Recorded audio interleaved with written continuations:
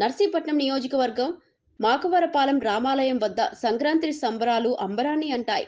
పండుగ సందర్భంగా ఉదయం నుంచే రామాలయం ప్రాంగణంలో ముగ్గుల పోటీలు నిర్వహించారు. సంప్రదాయ వస్త్రధారణతో పెద్ద సంఖ్యలో మహిళలు పాల్గొని వేసిన రంగురంగుల ముగ్గులు భక్తులను, గ్రామ ప్రజలను విశేషంగా ఆకట్టుకున్నాయి.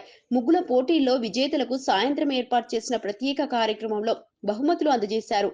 ఈ సందర్భంగా మాకవరపాలెం పట్టాలమ్మ తల్లి కోలాట బృందానికి చెందిన బాల బాలికలు ప్రదర్శించిన కోలాట నృత్యాలు ప్రేక్షకులను మంత్రముగ్ధులను చేశాయి. గ్రామ ప్రజలు కుటుంబాలతో కలిసి పెద్ద సంఖ్యలో హాజరై వేడుకల్లో పాల్గొన్నారు.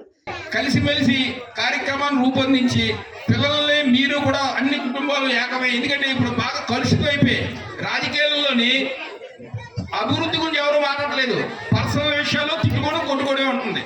సో అటువంటి అన్ని దూరం అవ్వాలంటే ముందు ప్రజల్లో మార్పు రావాలి. మనందరం కూడా ఇటువంటి కార్యక్రమాల్లో ఏ పార్టీ అయినా సరే అందరూ కలిసి పాల్గొనడం వల్ల ఏముందంటే, ఆయన మీద ఉన్న నీకేమైనా ఇబ్బంది ఉన్నా రాను రాను చిచ్చా ఇంత మంచి మనిషి మీద నేను ఎందుకు అపార్థం చేసుకున్నాను, ఆ రోజు చూసుకోవచ్చు యాక్షన్ లో, ఇప్పుడు అందరూ కలిసి ఉండాలి అన్న భావన ఇటువంటి కార్యక్రమాల వల్ల జరుగుతుంది.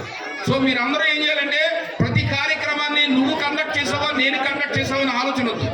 ఏది కార్యక్రమం రూపొందించినా అందరూ ఎంతో కొంత సహాయ సహకారం అందిస్తే, పార్టిసిపేట్ చేస్తే ఆటోమేటిక్గా మనలో మంచి భావన సద్భావన కలిగి అందరూ కలిసిమెలిసి ఉంటాం.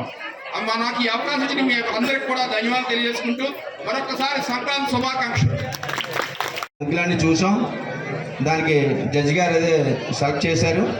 మీకు అందరు కూడా, ఎందుకంటే ఇది ఫస్ట్ సెకండ్ థర్డ్ అని కాదు కానీ చాలా బాగా వేశారు, చాలా సంతోషం.